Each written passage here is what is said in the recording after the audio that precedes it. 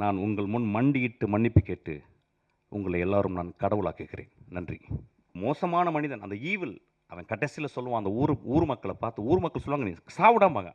I couldn't see the movie though you sent the movie. நேற்று வந்து suddenly Vigneshwan call me for to do cameo role. It took nearly ஒரு half call sheet போயிடுச்சு அப்படியே. So I couldn't see, sorry. I saw the trailer and it spoke volumes. You talk about Bad Girl and I'm being a bad man of Tamil Nadu here. It's very appropriate and I could see அந்த படத்தை பார்க்கும்போது ஒரு வெற்றிமாறன் போன்ற ஒரு ஆளுமைட்டு இருந்து வந்த எல்லா assistant டைரக்டரும் வந்து ஒரு டைரக்டரோட கூடவே இருந்து ஒரு ஒர்க் ஃபோர்ஸ் மாதிரி இருந்து சினிமாவை புரிந்து கொண்டு வருபவர்கள் ரொம்ப கம்மி. என்கிட்ட சில பேர் இருந்தாங்க. அந்த வருஷாவை நான் எப்பயுமே பார்த்துக்கிட்டு இருக்கேன். அவ்வளோ டெடிக்கேஷன் தன் குரு மேலே.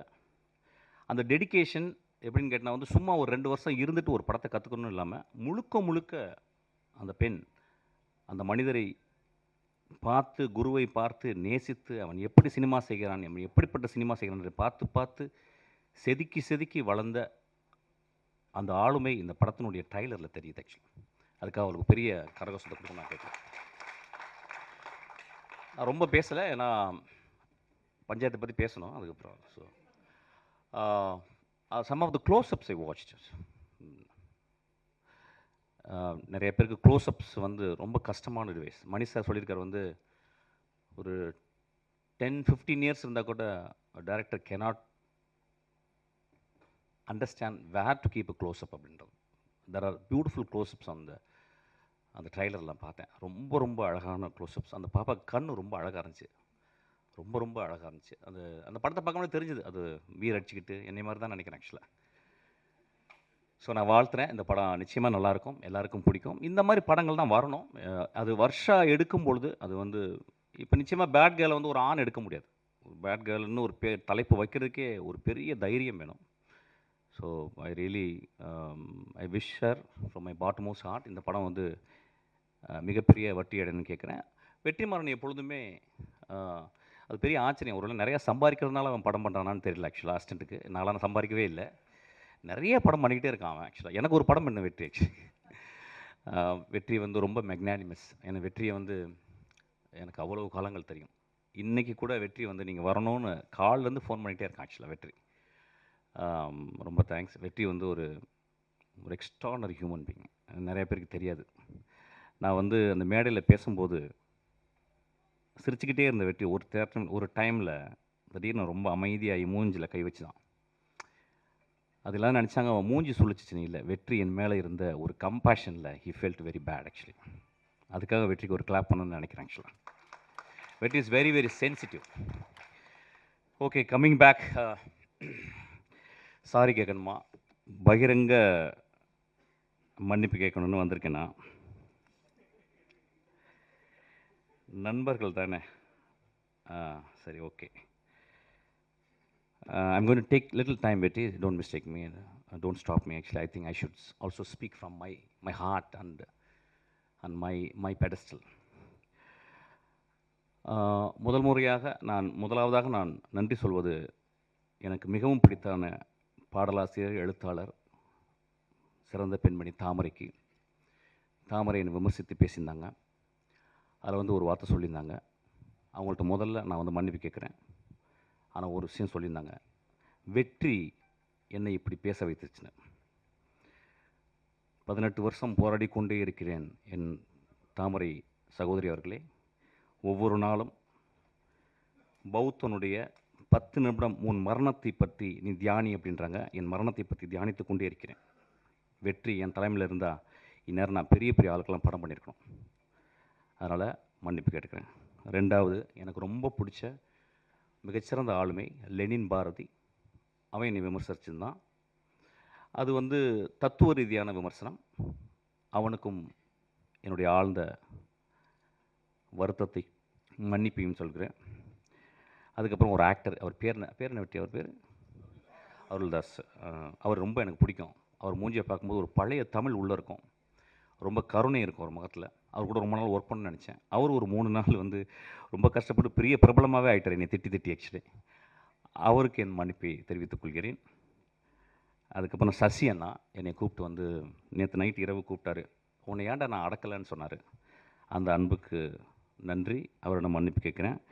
லட்சுமி ராமகிருஷ்ணன் என்னோட ஒரு 3 நாளாக பேசிட்டே இருக்காங்க. நான் பேசவே இல்லை. எனக்கு என்ன பேசுவாங்கன்னு தெரியும். என் தாய் போல். அவங்களுக்கும் நான் மன்னிப்பு கேட்குறேன்.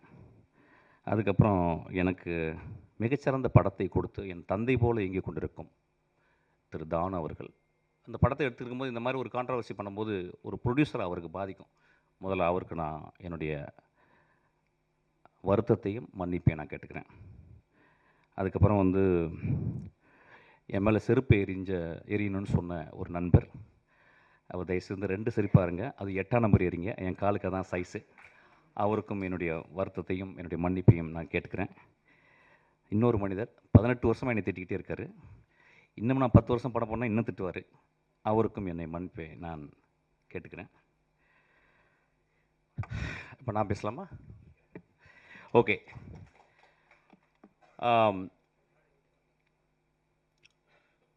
ஃப்ராய்டு வந்து ஜோக்ஸ் அண்ட் அன்கான்ஷியஸ்னு ஒரு புக் எழுதியிருக்கார். ஜோக்கு சொல்லும்போது, ஒரு நகைச்சுவை சொல்லும்போது, அதை ரிசீவ் பண்ணுறவங்க, அதை வாங்குறவங்க, சிரிக்கிறவங்க ஆழ் மனத்தில் இருந்து தான் சிரிக்கிறாங்க. They never react from their conscious. ஒரு ஜோக்கினுடைய இயல்பு. அன்றைக்கி மேடையில் அதுதான் நடந்துச்சு. நான் வந்து அதாவது அமீரிடம் அதுக்கப்புறம் வெற்றிமாறன் மன்னிப்பு கேட்குறேன். நிறைய பேர் அவங்க 2 பேரையும் திட்டினாங்க. அதாவது வந்து முகம் சுளிக்கிற மாதிரி பேசுறதுக்கு அவங்க சிரித்தாங்கன்னு சொல்லிட்டு, அவங்க சிரித்ததை விட மேலே இருந்த எல்லாரும் கீழே அந்த பத்திரிக்கையாலும் விழுந்து விழுந்து சிரித்தாங்க.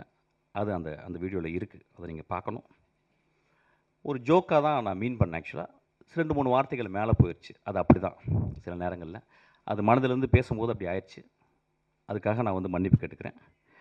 ஆனால் joke is meant to be a joke. அது வந்து யாரையும் நான் அந்த இடத்துல வந்து ஒரு பர்டிகுலரான ஒரு பர்சனை நான் விமர்சிக்கிறவே இல்லை. ஒரு பர்டிகுலரான ஒரு மனிதனை தாக்கணும்னு எண்ணமே என்றதே இல்லை.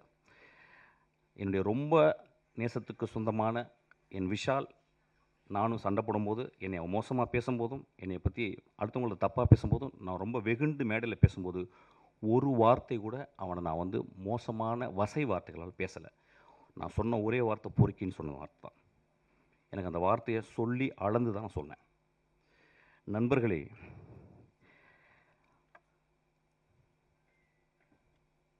மேடையில் அந்த சொன்னாங்க, என்ன சொன்னாங்கன்னா, ஒரு மேடையில் பேசுறதுக்கு நாகரிகம் வேணும்னு சொன்னாங்க. நண்பர்களே, ஒரு மேடையில், அது என்ன மேடைன்னு எனக்கு தெரியல. ஒரு அரசியல் மேடை அல்லது இது வந்து கூத்து செய்யும் கலைஞர்களுடைய மேடை. இது அந்த கூத்து கலைஞர்கள் வந்து கிராமங்களில் போனீங்கன்னா, வள்ளி திருமணம் நிறைய நாடகங்களில் பார்த்தீங்கன்னா, அந்த நாடகத்தில் ஒரு 12 மணிக்கு ஒரு பப்பனும் ஒரு டான்ஸ்காரியும் வந்து பேசுவாங்க. அது தமிழகம் முழுதும் தெரியும். அது ரொம்ப நாக்கூசுற வார்த்தைகள் பேசுவாங்க. அது ஏன்னா, அது ஒரு மக்களுக்கு அது ஒரு விதமான ஒரு வெளிப்பாடு, அது ஒரு விதமான நகைச்சுவை. அந்த நகைச்சுவையின் அடிப்படையில் தான் அன்றைக்கி நான் பேசினேன். ஆக்சுவலாக யாரையும் புண்படுத்தணும்னு பேசவே இல்லை. ஏன்னா ஒரு படத்தினுடைய விழாக்கு வந்திருக்கேன். அந்த படத்தை பற்றி நான் பேசணும். அந்த படம் என் ஆன்மாவுக்குள்ளே சென்றுச்சு.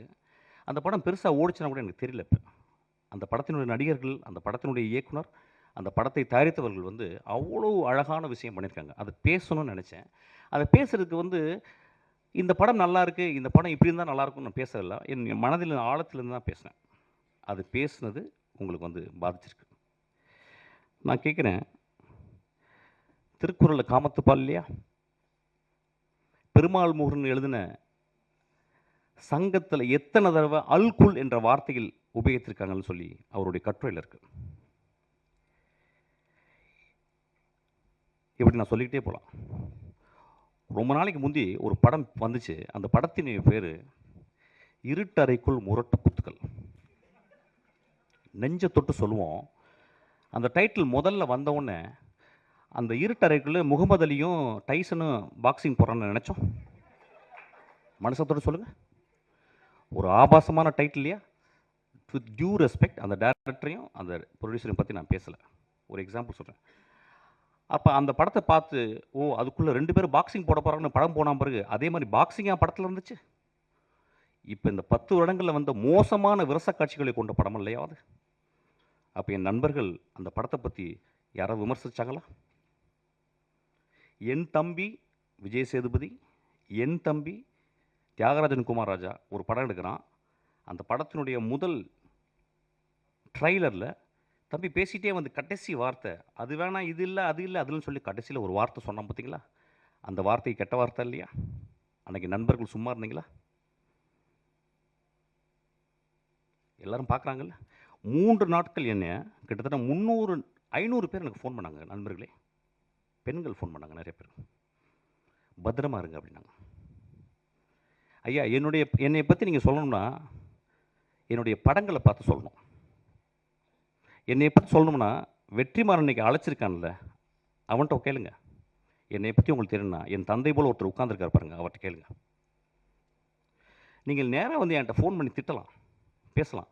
எவ்வளவு 3 நாட்கள் எல்லா தொலைக்காட்சியில் நான் தான் இருந்தேன்.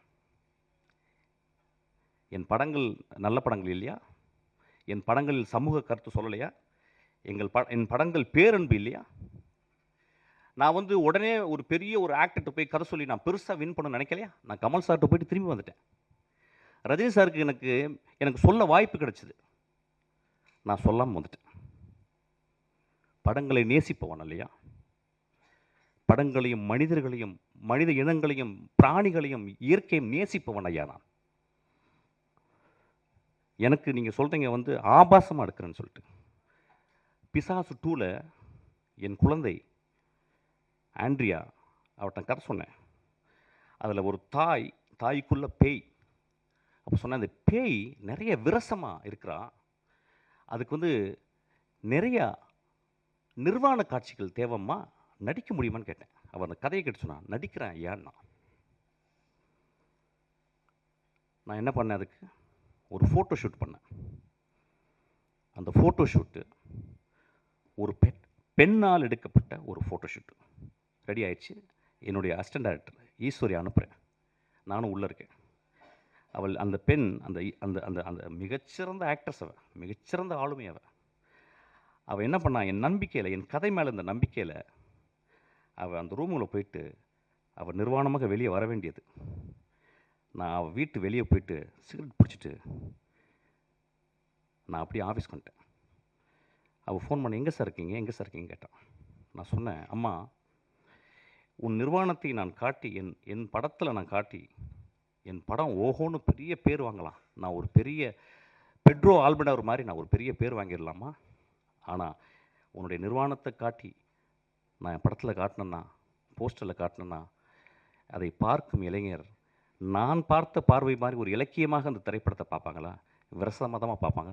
அந்த காட்சி வேணான்னு சொல்லிட்டு வந்தீங்க.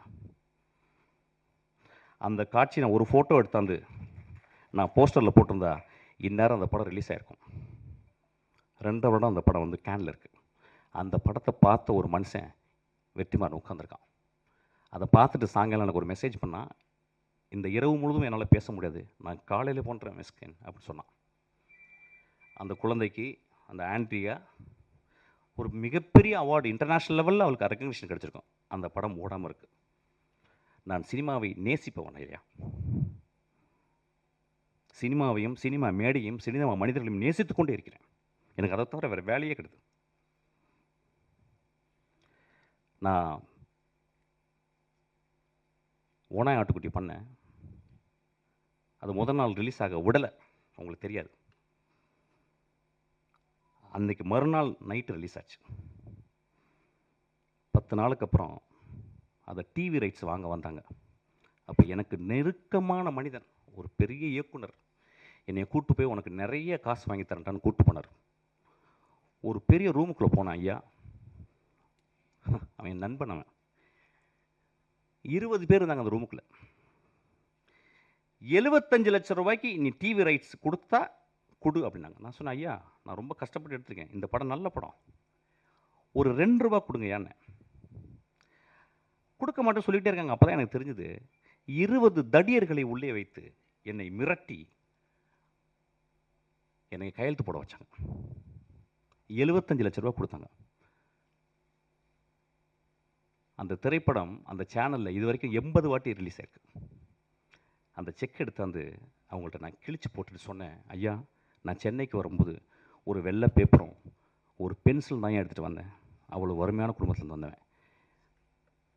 நான் கஷ்டப்பட்டு திரும்பி வருவேன் என்ன, நான் கஷ்டப்பட்டு இந்த மேடையில் நின்றுருக்கேன் எண்ணம். அதில் 4 பேர் இறந்து போயிட்டாங்க. அந்த எனக்கு துரோகம் செஞ்சான் அந்த மனுஷன், அவன் ஒரு பெரிய டைரக்டர் இருக்கான். ஒவ்வொரு தருணமும் நான் துரோகத்தை அனுபவித்துக் கொண்டு இருக்கிறேன். எப்படி ஒரு சக மனிதனை பார்த்து என்னால் மோசமாக பேச முடியும்? பேசுறதுக்கு ரீசனா? பேச வேண்டிய கட்டாயம் ஐயா. ஒரு விழாவில் வந்து அந்த விழாவை நான் கூடி விற்கணும். எதுக்கு நான் கொட்டுக்காலிக்கு நேக்கடாக நிற்கிறேன்னு சொன்னேன்? அப்படியாவது கவனத்தை ஈர்க்கணும்னு நினைக்கிறேன்.